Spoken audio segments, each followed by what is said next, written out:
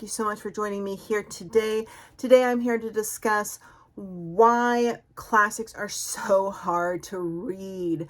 Why do we dread reading these books even though we want to? Why do we procrastinate reading these books if we want to? Why do we give up when we're reading these books? Why do we tell everybody they're so hard to read? Or why do we struggle with reading these books in college? If you're a lit student, if you're at uni, if it's a bucket list goal, why do you have such a hard time? Or why do people say they have such a hard time? We're going to discuss that today. So I have two giant books here. I have Bleak House by Charles Dickens, a very bleakly long book. I also have Edmund Spenser's The Faerie Queene. This is Middle Ages, Old English. This is, trying to see what year this one was published. I'm not sure, but this is anyway a Penguin Black Classics.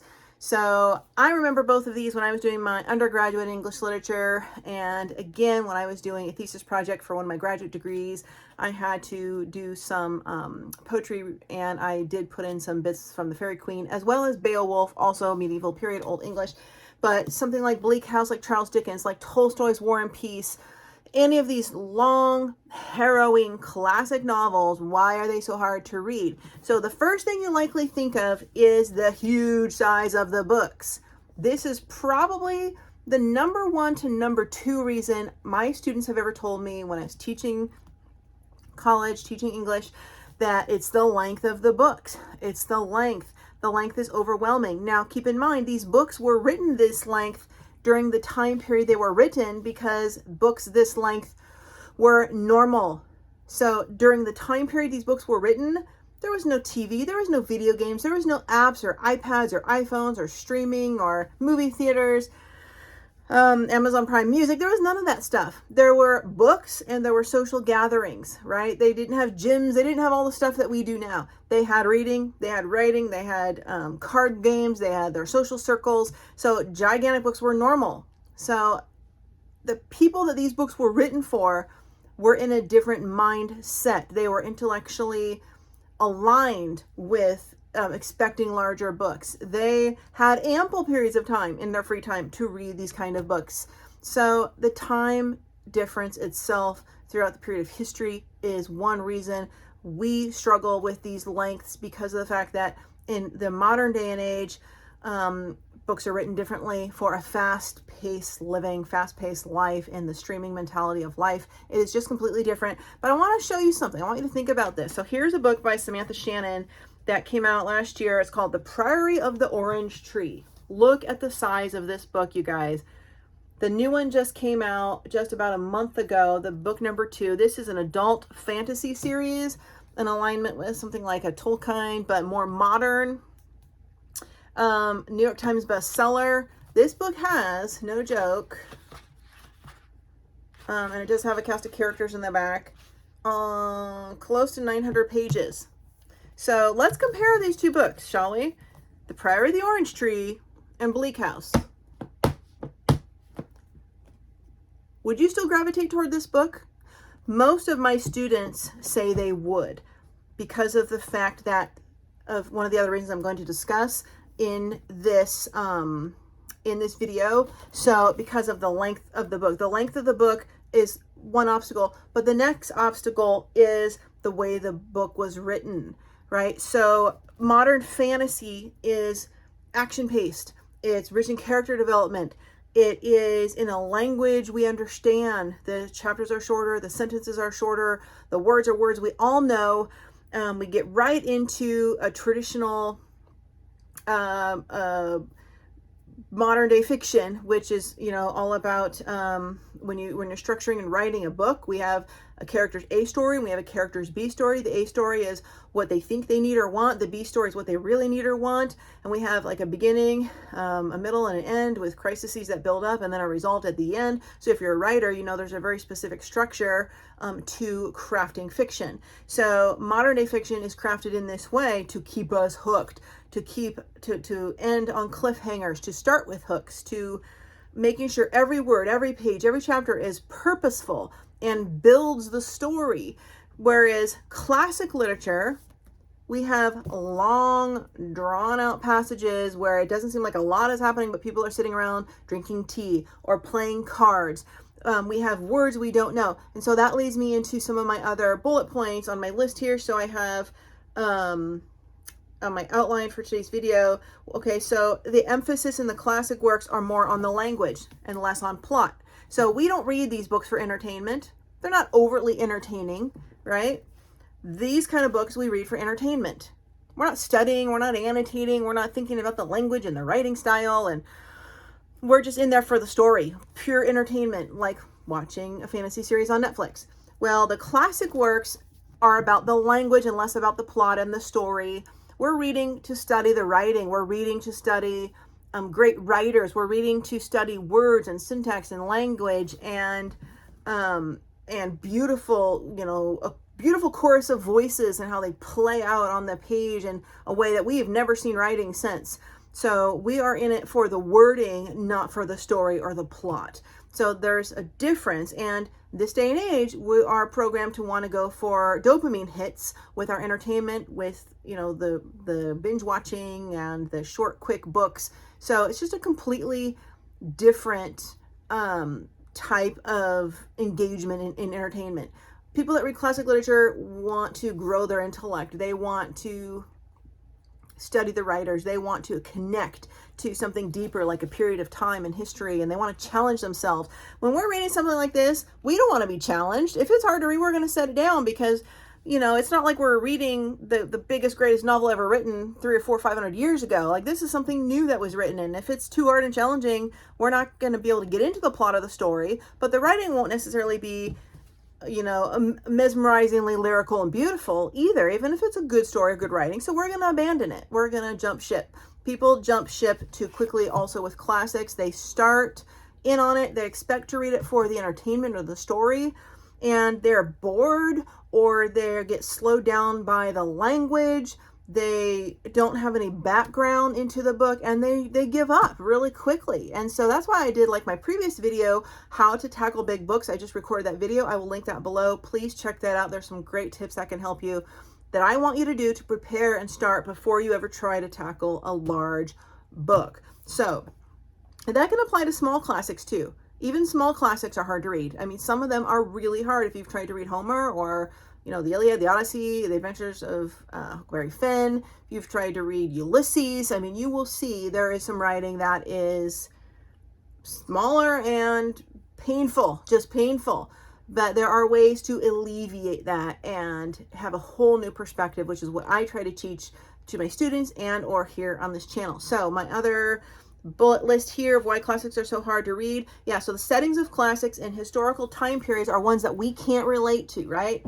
We have to slow down to imagine them. So when we're reading Tolstoy, we're reading about a time period when people are discussing the Napoleonic Wars, or we're reading books set in the Regency period, Jane Austen or Percy Bysshe Shelley. We can't relate to that. Like the social etiquette and the norms and everything from body language to words to how you pick up a spoon you're being judged by and will either make or break if you fit into society. And we can't relate to that kind of thing in this kind of a freed world and just do as you please, and we don't care what people think of us. We're not going to get booted by everybody in our social circle because we don't pick up our teacup right.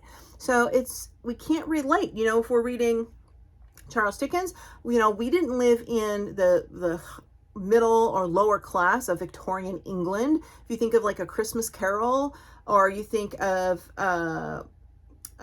David Copperfield, which he bases most closely on his own life when he was a child, going into the workhouses when children were being forced as slaves to go in there and work in houses where there are rats and the streets are just freezing cold, like in A Christmas Carol, and just full of fog and bitter chill, and we have coats that are this thin.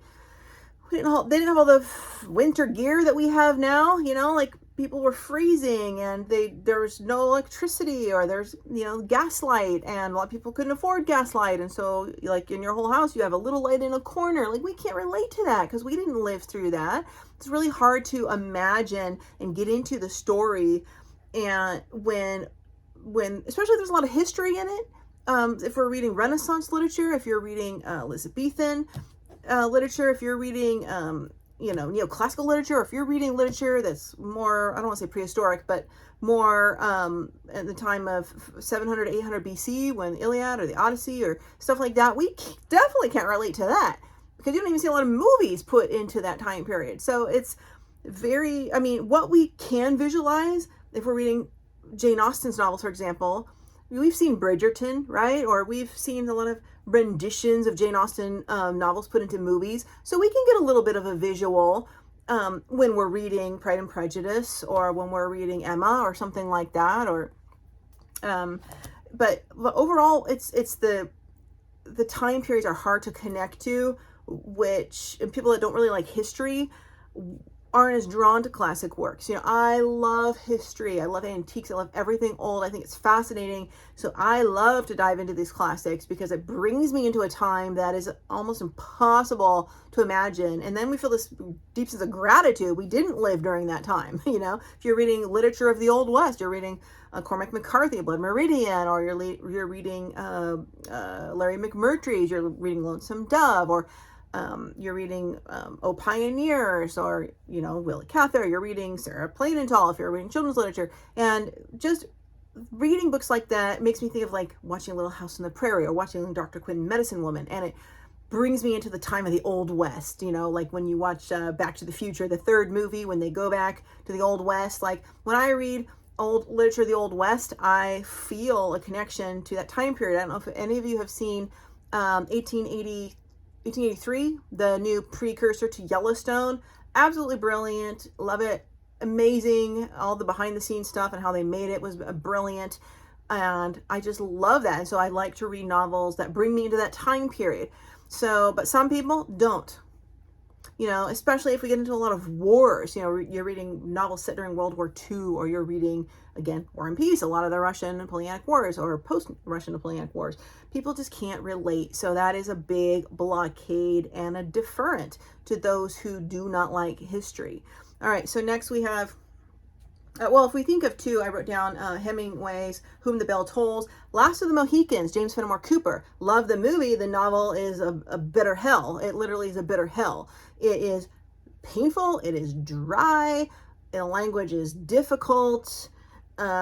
It's just so hard. Like, especially if you've tried to read it before watching Last of the Mohicans, the movie, which is one of my favorite movies of all time. But a lot of French and Indian War history in there. So it's just, the history can throw people off, point blank. So if you like history, you're going to be better off with the classics. That's my number one tip. Another reason that classics are so hard to read. So we are programmed in this day and age for short stories. So here's an example of a book I'm reading for fun, which is by Talia Hibbert, who wrote Get a Life, Chloe Brown. This is called Highly Suspicious and Unfairly Cute. Got this at Walmart. They have it on Amazon, which is actually cheaper. It's only 200 and some odd pages. It's considered young adult romantic comedy. It is really funny and quirky and really interesting, because I'm in my late 40s. So this book is written from the perspective of like teenagers, and this author is amazing and genius how she puts that into these characters. But I can hardly relate to that. This was hard for me to read compared to reading like War and Peace or Middlemarch or Wuthering Heights. It was hard, but it was entertaining. I didn't have to study it. I didn't have to write notes. I didn't have to annotate. I didn't have to look up words. But I had to really engage my imagination to remember what it's like to be a teenager and have these perspectives and these feelings and this quirky language. And it was and this is funny. This book is funny. I was laughing a whole lot. I don't read a lot of this kind of stuff, but someone recommended it to me. I wanted to read it, but and I'll link this book below if you want to check it out. It's really good. It's really cute and funny. But and these are both African American teenagers who are competing for a scholarship through this wilderness survival whole scenario, and it's really funny. But anyway, modern day novels there are writing guidelines, publishing guidelines by publishers for modern day fiction. They have to be short, 70,000 words to maybe 100 maybe. If you're writing 150, 200, 300 1,000 words, like 700, 800, 900 pages, you are not very unlikely gonna get traditionally published in this day and age. Books have to be within a certain word count. You have to cut out all the fluff and flander. You have to get right down to the hook, line, and sinker. You have to get down to the action. The character development has to happen quick in the first chapter or two, or people will lose the interest and they'll move on. You have to have a structure to every chapter, every line, every word, every paragraph. And people want quick. They want to get right to the point. They don't want all the long discussions or the slow walks in the woods, with a parasol and all the things you see in all the Henry James books that I love. Nobody wants to read that. Like, they want to get right down to that. Like, British television, for example, is known by many to be long and slow and dry. Well, okay, because there's not action. We're not jumping right into anything happening. We have high expectations for those dopamine hits, for like a mystery or sex or something quick happening or violence or suspense or something that we get a satisfaction from, a closure really quickly at the end of each episode or at the end of each chapter. So modern books are written like that. Well, classics are not written like that. They're not written like that. And so we feel what we normally read when we go back to read the classics, we cannot get into it. We cannot relate. We avoid. We jump ship, like I said. We want to, we long to, we want to accomplish these reading lists, but our brains are trained differently for reading, and it is hard. It takes some practice and some time and training, and I'll talk about that more in a subsequent video. I have talked about it in some previous videos as well. So another reason, we have complex language and vocabulary, different communication styles. Think of Shakespeare, Beowulf, Utopia, Canterbury Tales, the Middle Old English, the thous, the whence. I mean, have you ever tried to read one of the longest poems ever written, the Fairy Queen, or all these different cantos? I mean, come on. I mean, I have a bachelor's degree in English literature. I have a master's in English, and I have a master's in adult education as well. And I've done multiple thesis projects on literature, and I've gone through back to this book many times, and I'm still having to read line by line, think, annotate what it means. This is work. This is work, right? This is fun. We are trained to want to have fun this day and age. We want to have fun. Most of the time when we read, we don't want it to be work, unless you're an academic, or you want to be a literary scholar, or you want intellectual challenges, and you want that, which is what I do and my students do, but most people when they're reading don't. So if you're trying to read Old English, and to augment the glory of his guile, his dearest love, the fairy Fidessa lo, is there possessed of the traiteur vile, who reaps the harassed sown by his foe, sown in bloody field, and bought with woe, that brother's hand shall dearly well requite, so be, O queen, you equal favour show. And we have favour spelled differently. We have show, showe. Little is litle, answered. Every word we know now is spelled differently in Old English. So again, it's the writing style, the complex language. Shakespeare, most people hate Shakespeare. I love and hate it. There are ways to like it more and ways to get through it easier. Shakespeare is a lot better than reading the Old English, I can tell you that. But it feels more like work and less like fun.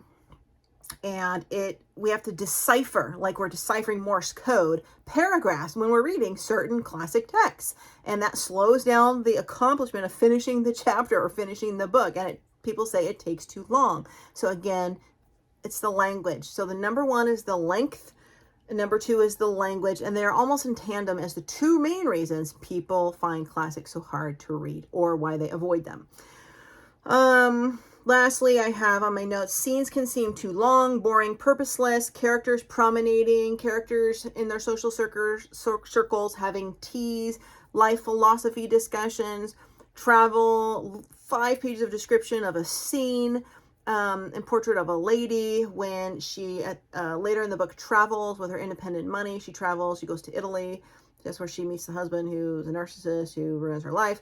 There's all these long, elongated just chapters and of just the Italian architecture and what she sees when she's traveling. And In a modern book, that would have been covered in one page, maybe two, if that.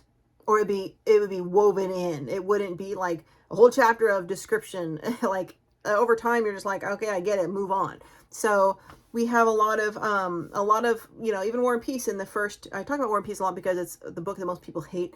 But in the first chapter, we just have this soiree happening in this social circle of this elite social crowd of, you know, decorated soldiers and the high society, and people walk around meandering, talking about politics, talking about war, and it doesn't seem like there's not much happening. So again, you have to adjust your expectations. You're not reading for entertainment, you're reading to study the work. So anyway, the classics are hard to read because of the fact that they are just different. They feel like work and they don't feel as much like entertainment. Personally, I am entertained by things that are challenging. So sometimes I want to just a brain dump and read something little like this on the bestseller list or something recommended to me. I've really been enjoying reading for fun, and I do read some for fun. Reading Shay Earnshaw's books, Wicked Deep, and what's the other one? Wicked Deep, Wicked Woods, or something like that. There's some high dark fantasy, modern gothic. I really enjoy reading. I've been reading some historical fiction. I've been reading The Children's Blizzard, which is amazing. It's all about the blizzard that wiped out everybody in the Old West in 1888. And thousands of people froze in their tracks because of the worst snowstorm ever in history. So that was really good. So I do read different things, but sometimes I just need a brain like vacation from the hard stuff. But overall, reading classics is going to enrich your life in a way that nothing else can, and I recommend you get started because life is short and there are so many great books. You will never get through them in your lifetime. So pick your literature carefully. Thank you so much for watching. Check out my other video linked below. All the books I show you are linked below, and I will see you in another video.